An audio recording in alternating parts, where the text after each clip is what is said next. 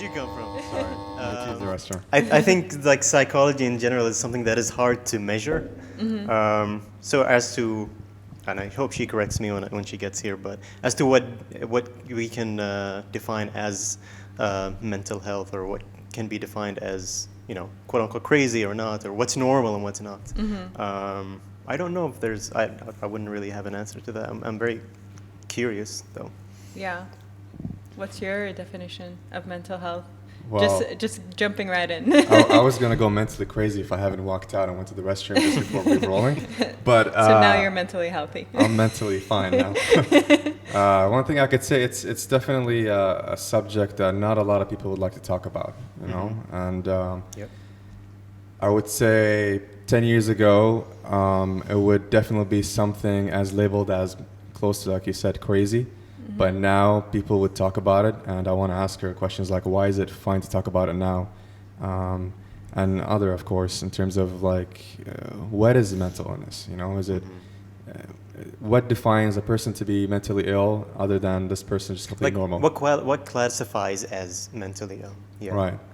Yeah. So I definitely think that this episode is quite special in that kind of case because, like you said, it's quite itchy topic. And we're no scientists here, and I'm just a dude who's trying to do a podcast. So I think we all have a lot of questions. Right. So, so I guess, shall we go ahead and introduce her? Yeah. All right, guys. So let's introduce our guest. Her name is Luma Bashmi, a good friend of mine. And so a little backstory of how we met. Luma, come on board. We're going to say the backstory. Hello. Sorry. Welcome. Thank you so much. Thanks for having me. Of course. Awesome. So let's backtrack on how we met because I wanted to share the story. Yes. So when I was a student back in the States, I barely had any friends, and my mom was in town, or her mom was in town. So my mom pretty much told me there's this person from Bahrain, I'd like you to meet her and all that. And obviously back then I was like, oh, here we go again. First to meet up with a friend. I felt the same way. Yeah, mom with the mom is like, and then you want to share it? It's like, what happened after that? So they basically forced us to hang out. We all went out to a graduation dinner, and I'm like, great, another Bahraini. I moved here to avoid Arab people. Just kidding. But then we hang out. And we actually really click and we get along, and that's literally our last week in LA, more or less, right? We were both moving back, and that's it. The rest is history, I guess. Pretty much, and I just bump into you every time, either in California. Actually, only in California, not only never in California. So try as hard we should. So were you studying in California? Yes, I was. I was studying in Cal State Long Beach, and I was doing psychological research masters. So I thought, honestly, I had backtracked to whether or not I should go back into psychology. My bachelor's was in psych, moved back to Bahrain, found out there are no jobs in psychology. Surprise, surprise. Went into banking, another surprise. Hated my life for 2 years, and then realized I didn't want to make more money for rich people, right? So I started to dabble, and I think a lot of us kind of follow our curiosities and passions, and for me it was like being creative because psychology just hadn't found its place, and I didn't even want to be a therapist. So not a therapist, just a disclaimer right now. And then I go to London, I explore all these creative opportunities, get to know what I actually want to do. And I've dabbled in fashion and arts and culture. And I don't think it was always a good fit. It was a great way to express yourself and kind of get to know the arts. But I don't think at the end of the day it really hit the spot of like contributing back to society. And I felt that was kind of missing. Because I'm sure you guys kind of feel it, right? Like when you're a creative, you want to be at the front of it. You want to be the one creating. You don't want to be behind the scenes all the time. You want to be involved in a production that is bigger than you. So long story short, I jumped into a career in government. And that felt to me like, okay, I'm giving back to the community. But it was a very controversial role.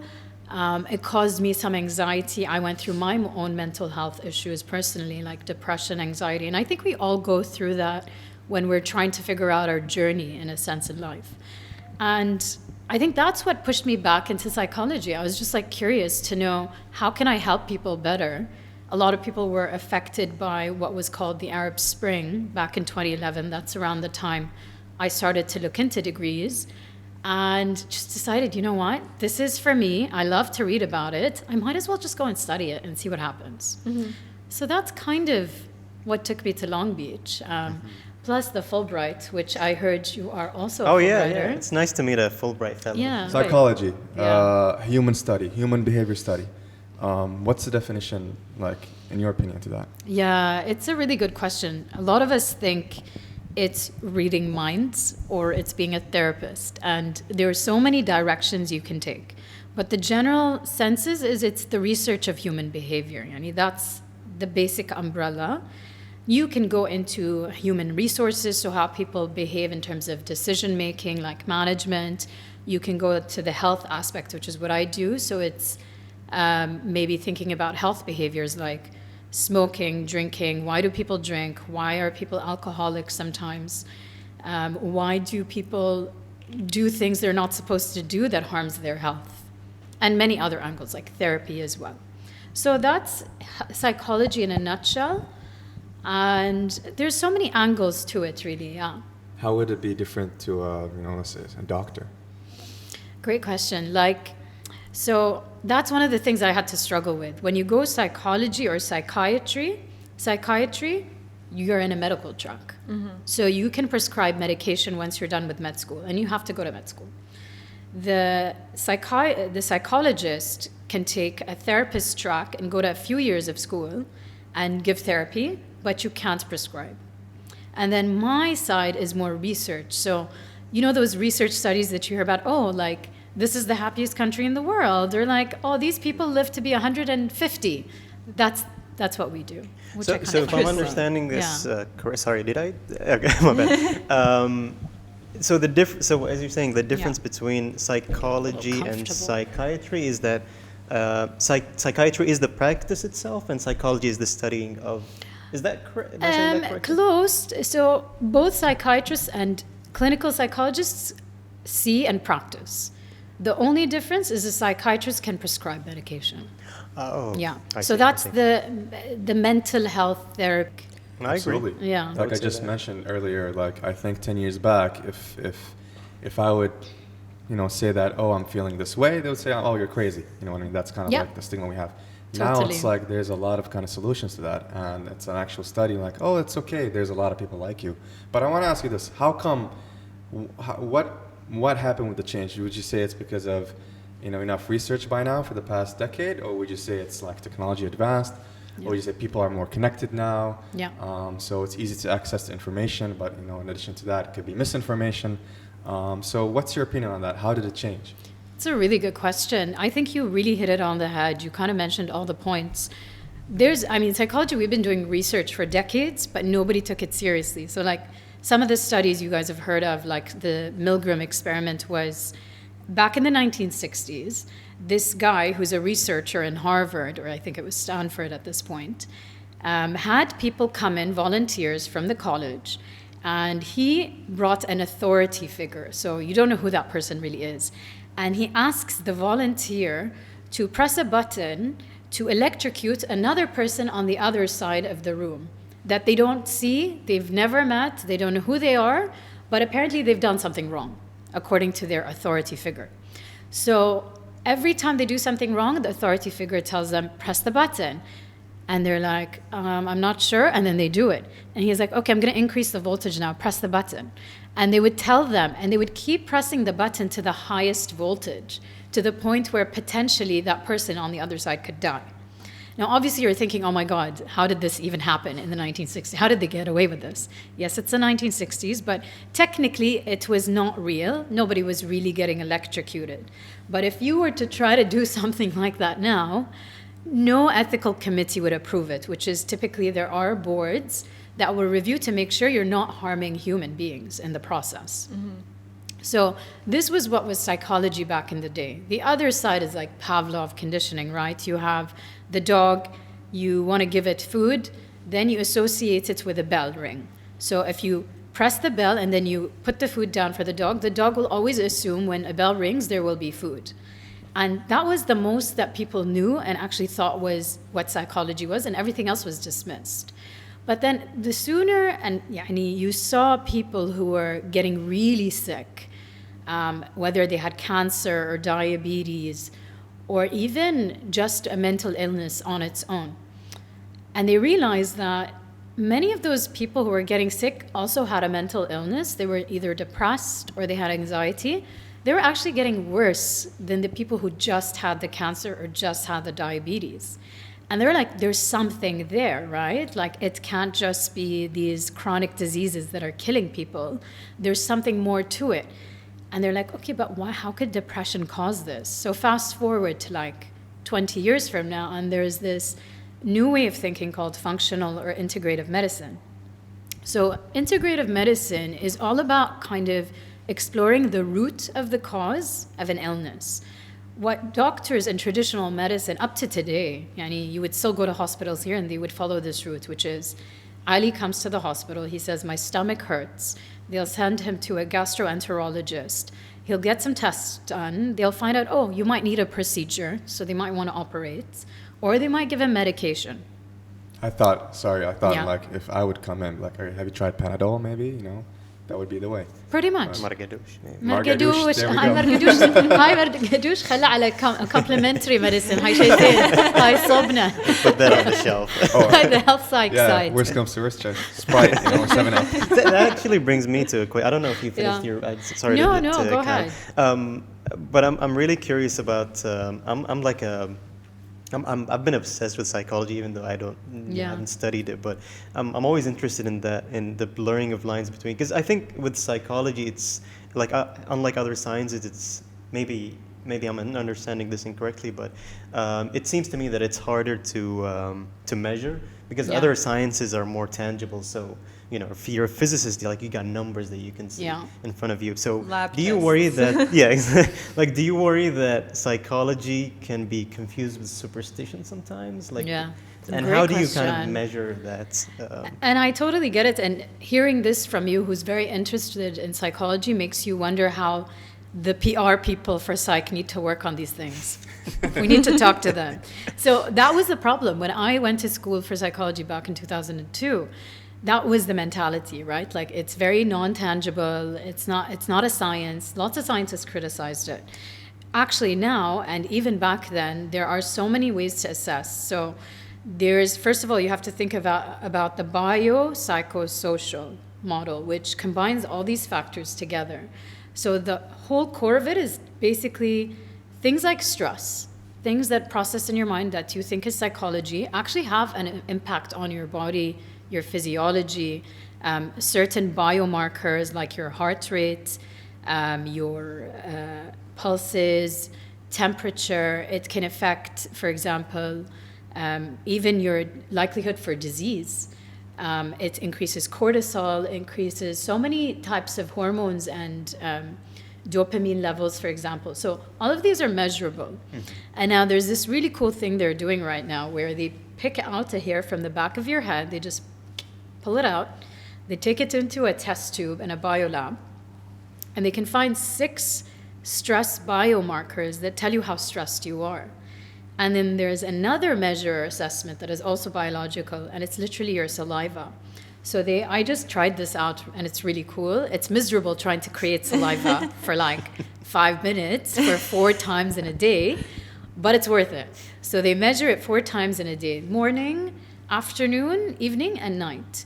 And you just send your sample, and they can find your cortisol levels through that. That's Wow. interesting. I think I So- should do the hair test real quick because I I'm think- balding, so they might be running out of hair. Don't You get might use need your to hurry that I up. mean, Yeah. can we use beard? 'Cause, No, it doesn't work that way. It's got to be the back of the head. got 2 Oh, years. really? Yeah. Like, there's a difference. Not I even- didn't There's even a know that. thing. There's a thing. No way. I mean- I didn't even know there was a difference. Right.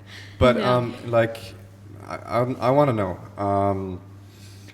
We watch a lot of movies, and Yeah. I've been watching, for the past couple of years, a show called Mindhunter. I don't know if you've Love heard of that it, but show. it talks about, it's basically a little backstory about how these kind of killers became killers, and Yeah. do you feel like child trauma or anything related to somebody kind of being a person who was like that kind of is an indication of bad, I would say, mistreatment, or would you say it's genetic? Where does that apply? You know? Such a cool question. And Because, I think... sorry, to add to that, Yeah. how come we don't see a lot of that in the Middle East? You know what I mean? Is it because it's not exposed? Yeah. Or is it because we are doing it well here? Great one. I mean, first of all, we are more exposed to like trauma and war and violence than anywhere else in the world, and yet you don't see it as much, right? So it makes you question things.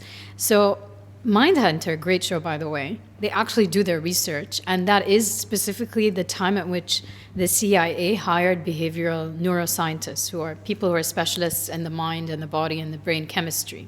So that was completely based on a true story. And back in the day when the serial killing kind of, I guess, trend started, I think it was late 80s or early 80s, there were lawyers who would bring in these serial killers who were put up in court, and they would argue for them that they were actually crazy, for lack of a better word, but like psychiatrically unwell. And they would prove it in a sense of saying they have a neural pathway in their brain that doesn't function when they see something dangerous coming to them or emotional. So let's say any of you guys are exposed to this really scary situation. You're about to be attacked physically, or you see a traumatic thing, or you see your baby falling. The first thing you'll react is you're gonna freak out. And I'm sure you've seen all these cool fMRI pictures where people's brains light up when they show them pictures of like happy things and sad things, and different parts of the brain kind of light up with that.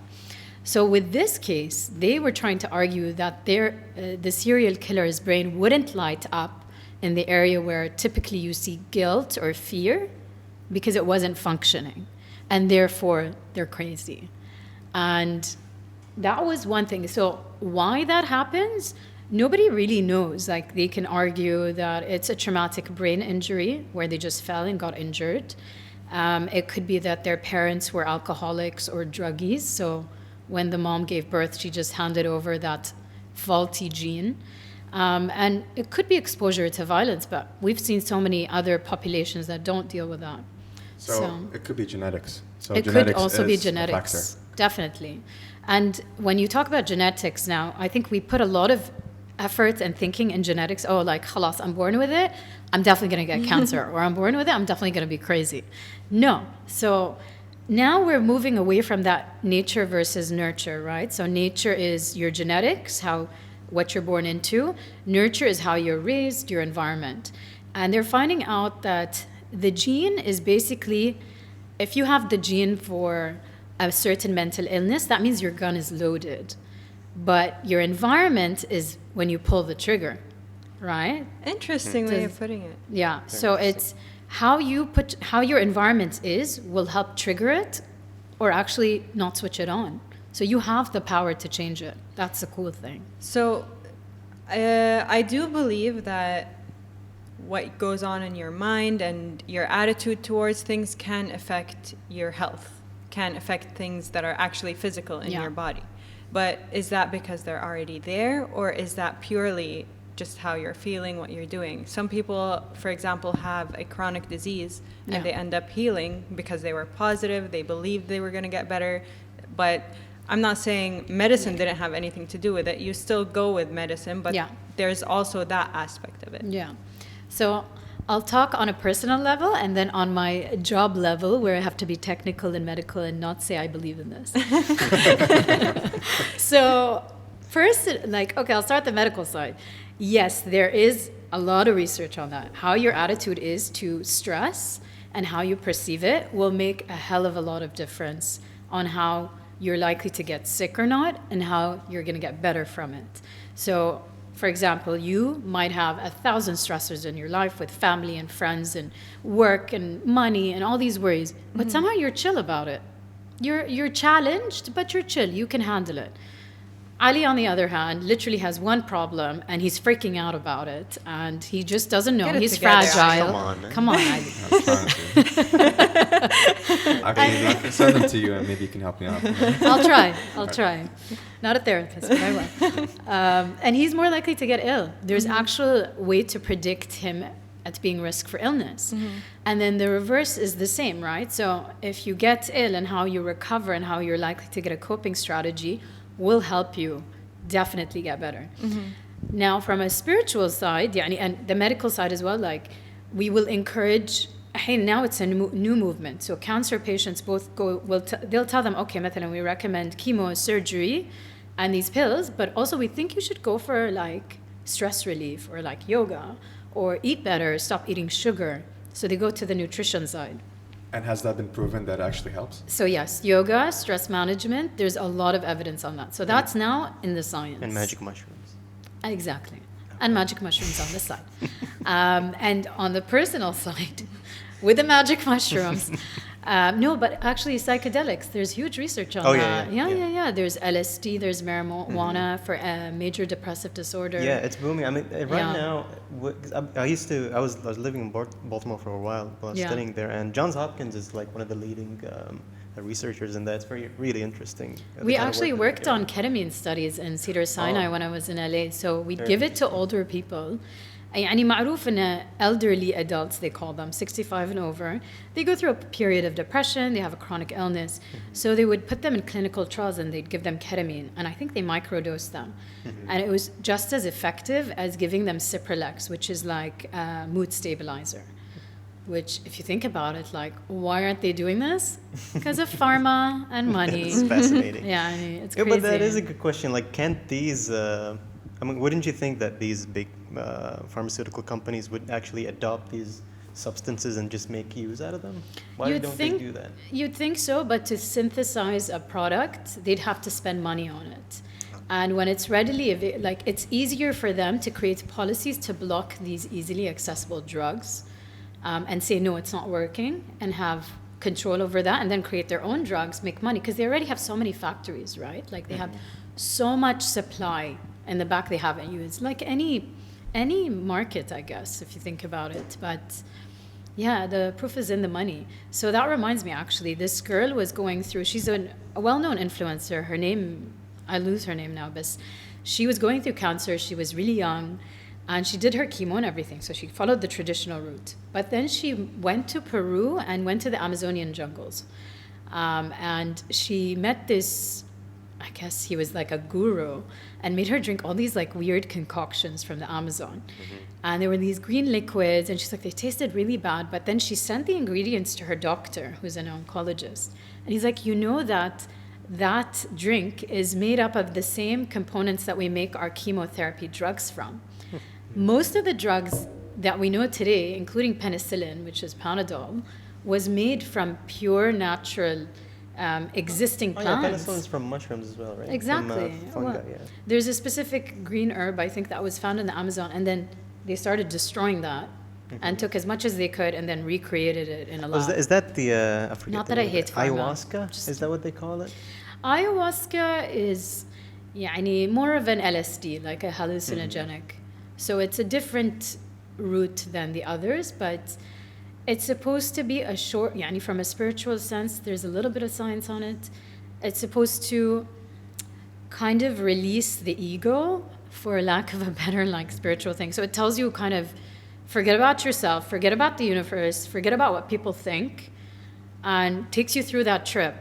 And then you just let go of everything and therefore release any stress and anxiety in a sense. Because you don't care. I mean, just I think to kind of rephrase that question, do you think that we can solve the whole problem, or if you want to call it a problem, of mortality like any other disease? Like we used to think about, flu as something that is just inevitable and someone's just going to die out of getting sick. So do you think that's something that we could potentially solve in the You mean like future? live forever with no disease? Maybe not live forever, but live longer than we expect. I mean, I think the last time this was like, I think it was like in 2015 or 14. Yeah. It was like one of the covers I remember of National Geographic was they did this thing where it was like a special cover of and each one of them was a baby from a different race, and they were like, and then the cover of the magazine itself says, "Oh, this baby will live until 120." So apparently, if you were looking at statistics, we're actually living longer as human beings. Yeah. Potentially because of how advanced we are. So do you think that eventually would live longer than, I don't know, 200 years? Totally. Like, that is where we're heading. I think that's the whole movement of research, is they've put so much money into wellness. And we're all brainwashed, right? Like, you see all these products that are like, it's going to make you live longer, it's going to make you live a better life. What we've become, I think, is moving towards a sense of increase the quality of your life at the end years, rather than live too long and be a burden on your family where you have to take care of them. And sadly, that is the case. And in a lot of people, you want to live a full life. Even when you hit 80, I'd rather live till 70 a full life rather than be on a wheelchair sometimes and not be able to do the things I love. And that is what science is gearing towards. Whether we'll be free of disease, I don't think so. Mm-hmm. I think there will always be a reduction and movement towards it. But look at cancer. There's been 50 years of just working on putting billions of dollars in research on cancer, the drugs, the treatments. And if you look at the difference of survival, it hasn't changed much. And compared to the 1960s and now, it's so funny you said this. I was working on a PowerPoint for this one. So that's why I'm geeking out. Oh, please do. The longevity for Bahrain now, the latest that we assume we would live is 80 is the average, which is pretty impressive. I think it was early 70s, more than 20 years ago. And this keeps changing because we're figuring it out for other diseases, but cancer, we haven't figured it out. And it's the biggest one with aging. Yeah. So thinking like smaller scale, not living forever. Yeah. I like the way you roll. Just keep it short and sweet. Yeah. For example, smaller things like migraines. Like for example, I got a migraine today, and how do I deal with it? I took prescribed medication. Yeah. And it did help. Sometimes it helps, sometimes it doesn't. Yeah. But I do know that one of the root causes can be stress, for example, or anxiety or anything like that. Yeah. So what kind of things would a person do other than medication? Yeah. You'd have to leave the country because there's no solution here. No, but honestly, and I'm being totally honest, because the approach that you're asking is, if you do go to a doctor, you're going to go to somebody in the neuro side, or you might go to a general practitioner. And the eventual thing is they're going to put you through scans, brain scans, whatever, see maybe, there's something more. Or they're just going to be like, you're young, it happens, you don't sleep enough, and here's a pill for it. What we're moving towards, which we're still catching up on in this region, is functional medicine, which I mentioned earlier. It's the root cause. So, okay, migraine is a symptom. I'm not here to treat your symptoms. I want to find out what's really wrong with you. And are there other symptoms that you never really connected the dots with that actually might be the same thing? It might be that your stomach hurts as well sometimes. It might be you're always tired and there's fatigue. You might not sleep well. And then they find out, okay, genetically, let's do a blood test. Let's do a scan on this. Let's do a scan on that.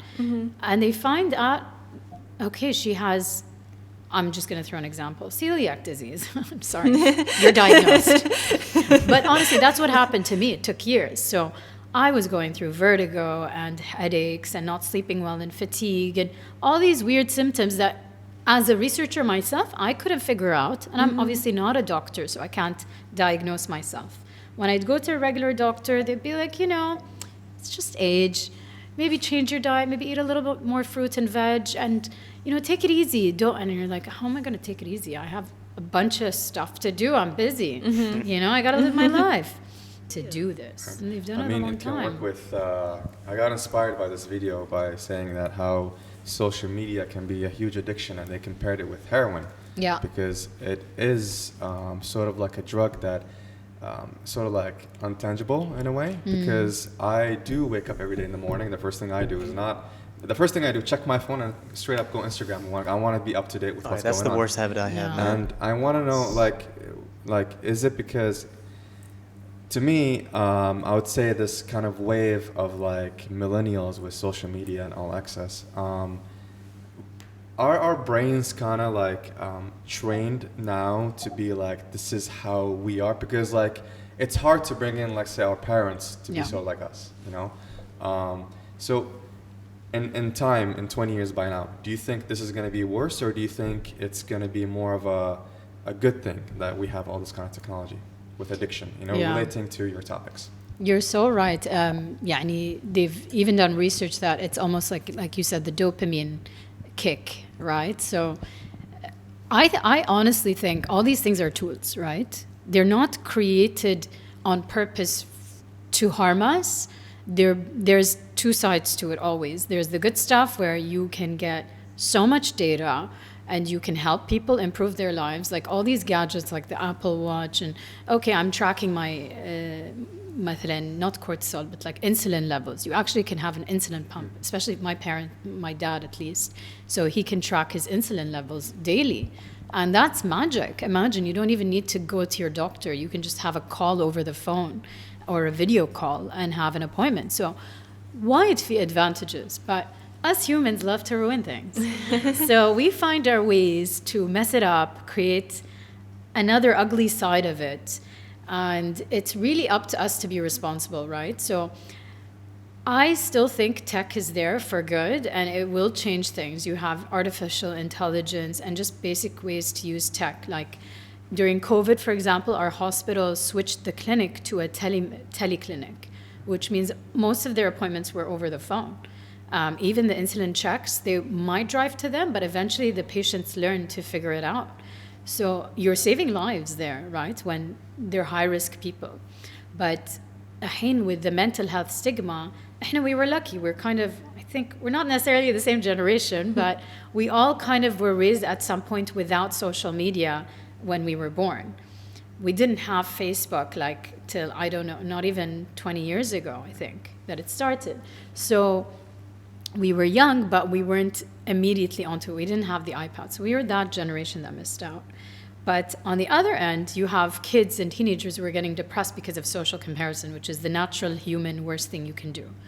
And until we create more awareness, people won't know. So all these attacks against Facebook for like having campaigns to make teenagers feel like crap and then pushing the wellness movement on them so they buy more stuff and they Facetune and all that stuff. Yeah, there's truth to it, but they're not the only culprits. We're participating. So I think creating that awareness even in schools and amongst parents and finding a balance is the trick. I was actually going to ask you about that. So what are your thoughts on, now a lot of us aren't really aware of the things that we need to do to keep our mental health, to take care of ourselves in that way. Yeah. So what are your thoughts on having it taught in school, having things related to that? And what are things that, for example, other than school, that the parents can do to support their children and help them practice these things and grow up with them so it's part of their natural, like, daily habits? I think there's so many opportunities, to be honest. It's a good question. So I have a friend who comes and brings her twin kids to do yoga, and they're 8 years old. And that's literally That's adorable. It's so cute. It drives me crazy sometimes because they refuse to get into the move. And you repeat, and she's like, Luma, just repeat the poses. They'll get it some point. And I'm like, okay. But we've passed like 8 to 10 classes at this point, and I love it. Mm-hmm. And they're loving it. And you just give them words like, change the poses to animal poses, which most yoga poses are like cat cow, right? So they love that. That's one way. So for parents to impose it on them at an early age. But there are schools actually in North America, I think, and even New Zealand, where they have resilience and mindfulness classes. So they teach them how to meditate, they teach them how to breathe. Journaling is a big one that they're teaching them, which we used to do as kids as well, I think, until we moved into laptops. So there's so many ways you can, and just being aware of the moment, which is your breath. I know it sounds so cheesy, but it's one of the easiest things you can do. So يعني في وايد أشياء, بس many of us just think we only have to have these skills when something huge happens in our life that's bad, like a loss of a loved one or a big accident, and that's when we have to come up and bring up this bouquet and like, okay, how do I deal with stress, and read about it. It's funny because there's a lot of research right now that came out that says when you're going through a very traumatic event in your life, you are actually really resilient. Naturally, humans become resilient in this time. It's the actual norm, not the exception. Mm-hmm. It's in small moments in the day that drive us crazy, like being stuck in traffic, or just somebody annoying you on the road, or a colleague saying a weird comment that really offends you.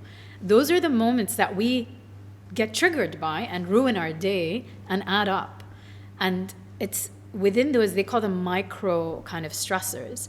Those are the times where you have to learn to step back, take a second before you respond, and just make sure you're, I don't want to use the word in control necessarily, but realize that certain things are not under your control. You only have yourself to control. You can't control anybody's emotions and how they react to you. Kind of adds to the note. It's like you don't make decisions when you're happy. You don't make decisions when you're sad. You don't make them when you're angry, because it's pretty much not you. Your brain is just firing at a different RPM. Speaking of that topic, are you familiar with Dr. Robert Sapolsky? No, the guy who tell me more. He wrote a famous book called Behave. I think he's, I'm trying to remember what he does exactly. He's a biologist, I guess. Cool. But he always stressed on this idea that, I mean, he strictly believes that every single human being is driven 100% by biology and chemicals in their brain and nothing else. And he states this really interesting case about a serial killer sometime in the 70s maybe. He was trialed with, a mass shooting, and then eventually when they did tests on his brain, they realized there was a chemical imbalance in his brain basically. And he also projects that eventually, maybe 100 years from now, we're not even going to classify people as, sociopaths or anything, because they don't really have control over how they were born. So I guess my question is, just to summarize that, do you believe that we're fully... Do you believe that we have free will, basically? I'm just basically leading to that. No, we don't. You're hopeless to your feet. Like any bio stuff that's going on, that's khalas, you're good to go. That's all you can do. I mean, if I believed completely in that, I wouldn't do what I do. Mm-hmm. And I think what he argues the bio base, and I'm curious, I want to read this book now. I'm sure there's a lot more to it, but one of the things, or like narratives that we hear from psychiatry and mental illness, is that it's always a chemical imbalance. And they teach that in schools too, by the way. When you go to you're specialized in psychiatry or psychology, they'll be like, it's a chemical imbalance. But actually it's not as simple as that. And it's actually a little more complicated that even I sometimes can't get my head around it. But the point being is that any changes that happen to your hormones or to your feelings are controlled, yes, by neurotransmitters. They're controlled by dopamine, by cortisol. But what triggers them to activate is the question, right? Mm-hmm. It's not just your biology. Your biology is reacting to something. What is it reacting to?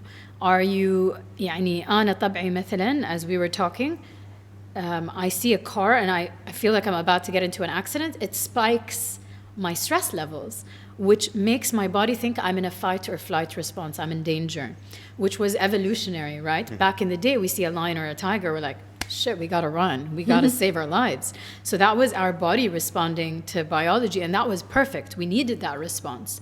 Now it's still in our systems, but we're never in that risk or danger, right? The risk and dangers are, oh shit, I have a deadline tomorrow, or I have a presentation and I have to do public speaking. That's the crap. Or, oh, I'm going on a date. Like, that's what stresses us, and it activates the fight or flight, which is fine. Good. There's a good amount of stress that is healthy, but too much of it is when it gets dangerous. So when you have your fight or flight on all the time, that's when you should be kind of worried. Get there. So, yeah. Great. Awesome. Well, thanks again, Luma. This has been such an inspiring talk. You are inspiring. I hope you inspired a lot of people. Guys. By now, I mean, to be honest, with this podcast, we do kind of diversify with topics. We focused on artists and all that. I mean, I've been saying it like we need to read 20 people, but we need to read a couple only. So we're getting there, hopefully. Hopefully people are still watching. But with that being said, thank you guys for watching another episode of Out of Focus, and we'll see you next time. Bye. Bye. Bye.